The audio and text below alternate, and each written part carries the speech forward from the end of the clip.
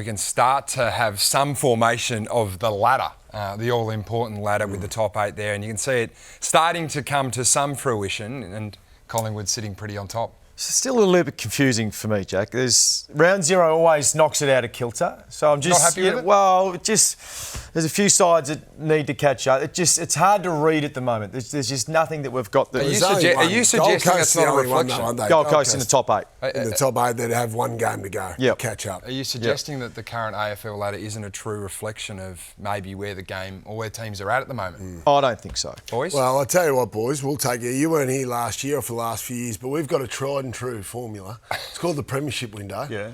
And usually we do it in a walk and talk format, but we lost our esteemed leader last year, so I think we're going to have to go up and do it. Okay. Premiership window? Yep. All right, go and get it then, boys. Just hold on. We'll be with you in a moment. Righto. Walk and talk it is. We'll make sense of that ladder for you. He's hoping your eyes down up, Greg. Righto. Here we go. We're going to go into the next studio. Is Gaz going to hand it over? Oh, here he is. Here he is. What is this about? Oh, we're just in to have a look at the Premiership window. My Premiership window, yes. What do you want? Well, our Premiership window. My Premiership We window. made this famous. Well, why is it taking so long to get it up? Why has it become so famous, Gaz? Good point.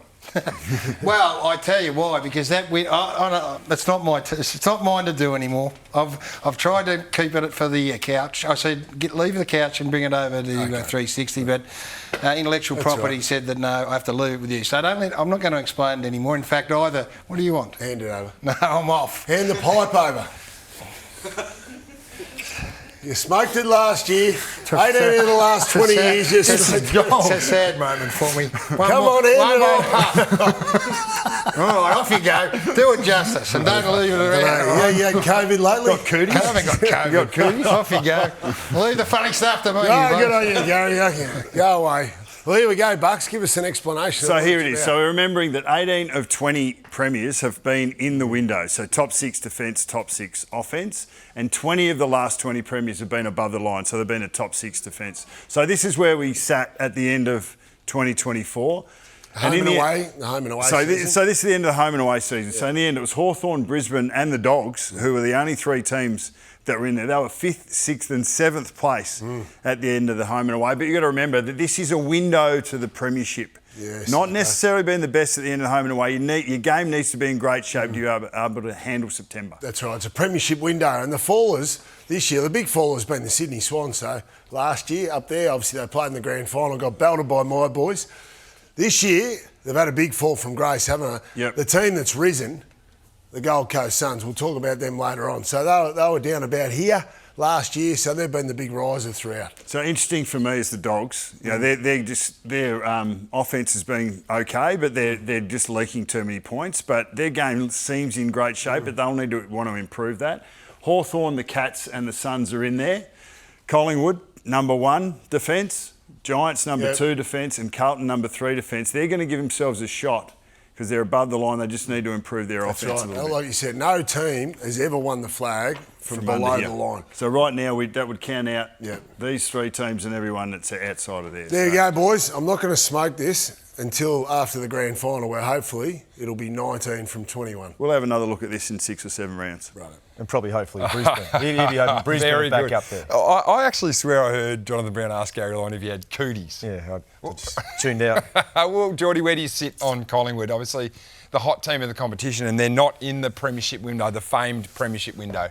Well, I mean, they're thereabouts, aren't they? So I think a big improvement for last year. They had their troubles last year, but I think they had great continuity in the early part of this season, which then, sits. I think if you're above that bottom line, yes, the top right-hand corner is where you absolutely want to be, but once again, they're building nicely in there.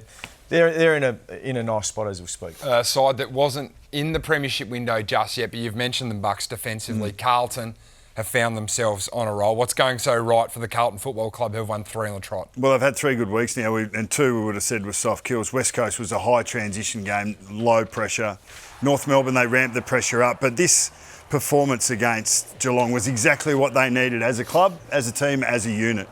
And they had to win it a couple of times. Cats were coming, and even though Chris Scott said that they didn't feel like they played well, I thought that the the Carlton DNA, when it works, was on display, and that's high pressure. Yeah, they're prepared to show some All dare day. with the ball, but they know they've actually got quite a good structure behind the contest, so it actually should enable them and embolden them to go, and we saw a little bit more of that. Well, I think they are, and they've been hard to score against all year, even though they've been struggling. The missing link was the scoring from back half, and they really started to get that in action on the weekend. If we just have a look at some of this vision, and just they've scored 6 goals from half back actually. So, and as we know, usually the Premiership teams are ranked number 1. So Elijah Hollins was a key part They've of only this had too. for 2 weeks, so Brownie. Yeah, Personnel's helped a little bit. Yeah, no doubt about it. So he's come in. He can run. He runs all over the field, no doubt about it. But they started to link up in different ways. You know, they were able to kick the ball, but also handball chain out as well.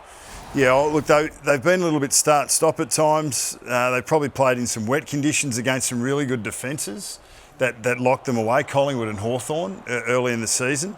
And obviously, I think it's taken them a while to recover from that the round 1 game and loss against Richmond. Yeah. Their pressure was really high in that game against Richmond, but they fumbled and bumbled and weren't able to get the job done. But this is the first time that they've won against a quality, respected opposition for quite a while. They've only beaten sort of North Melbourne and West Coast in somewhere around their last sort of 16, 18 matches. So they've only had 4 wins in that time, and they've been against lowly ranked teams, but this was their first big scalp for a while. As you saw, they had 4 of the last 6 premiers are ranked number 1 for half-back to scores. And Brisbane last year were clearly number 1 in the second half of the year. So you need to be doing that well. And Carlton did that on the weekend, which we haven't seen for a while. Yeah, it just shows how important that high half forward role is. I mean, you were highlighting Elijah Hollins there, and even that last stoppage, like he doesn't get the ball, but because of the impact that he's had, he's actually drawn up what was a Geelong spare early in the game. That's right. I like him. They had to make an adjustment. Geelong had to the Geelong coaching staff had to make an adjustment because of that, didn't they? Yeah. They had the spare defender back, but then all of a sudden he drags up, and then McKernan and Mackay are one-on-one. I think we got the first look on the weekend of the 2 big boys together. I know they played against over in Gatherround, but then Mackay went off with concussion. So this is their absolute number 1 wood. If they can get those 2 players together, they become a different side. You speak about the transition from the back half to the forward half being a premiership model. Carlton's got a couple of whipping boys. I think every club has whipping boys. And it's been Mitch McGovern and Nick Haynes in his very short time at the football club. You can hear, especially early on, that for them, in this season, there's a bit of not unsure about where they sit at the moment, but I thought these 2 guys were fantastic at half-back on the weekend. Man, Haynes had 8 really well. intercept marks on the weekend. Well, he's on target. He got to that number pretty quickly too. Yeah, he did. Not long after half-time. And you can just see they are setting up behind the ball fantastically well and able to impact in the air, which I think Nick Haynes has been fantastic at doing for a period of time at the GWS and playing on good players as well. I think there's been a slight shift. I think Mitch McGovern plays better on an aerial player. They've been playing him on smalls and dropping him back. And I think he gets lost a little bit in that, thinking offence and intercepting. I think when he gets a chance to play on a taller player, a stronger aerial player, it brings him towards his strengths and has him defending first and then attacking second, which I think will help him. But one player that I reckon has really stood out in the last 3 weeks is Sam Walsh. He went along with his team a little bit, quiet form early.